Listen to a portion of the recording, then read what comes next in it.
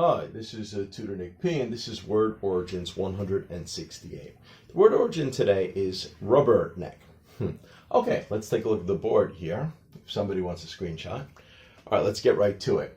The word rubberneck can be used both as a verb and a noun.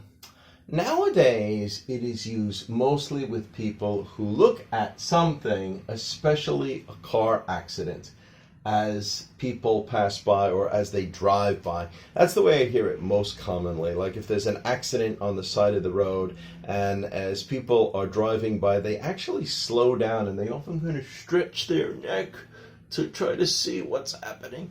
So this is where the term kind of rubberneck comes in, is because you're stretching your neck to look at something. That's why it's called rubberneck. It can also refer to a person who stares inquisitively at something. You know, inquisitively is with interest, but in a questioning way. You're questioning something. Or a tourist visiting sites, or at least that's how it originally started. All right, let's continue.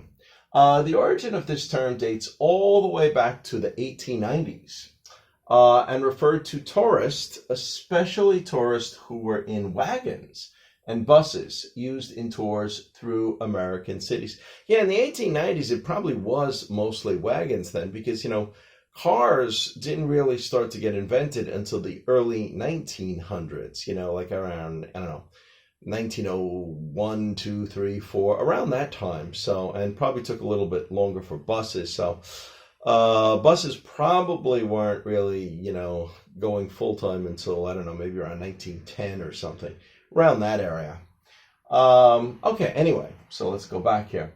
Tourist American cities. Many went through Chinatown, okay, and used megaphones, you know, those big phones that, you know, make your voice louder, you know, megaphones, to comment on the city. So they had tours going by and the people and talking about this street, this building, that building. So the really early days of tourism, probably definitely through New York City. I don't know, maybe San Francisco or some other place like that, or, you know, the major New York cities, the major American cities.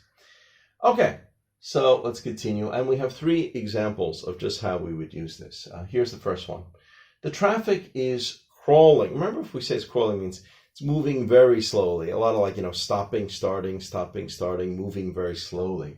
The traffic is crawling due to all those rubbernecks. All right, so here you use it as the noun, referring to the people who are trying to get a good look at the accident as they pass by. Yeah, you often hear that. That's, you know, people often blame the rubbernecks, those people that are slowing down because they have to take a look. If it wasn't for them, the traffic would probably flow by better, but there's too many rubbernecks that are stopping and stretching their neck so that they can take a look at the accident as they pass. Okay, number 2 here. Another accident was caused because of a motorist who was rubbernecking and slammed into the car in front of him. So if you're stretching your neck too much this way, if you're not paying attention, maybe the traffic slowed down there, and boom, he hit him from behind. Maybe rear-ended the car in front of him. Okay, good. And number 3 here. That celebrity built a high fence around his property to stop people from rubbernecking as they passed by.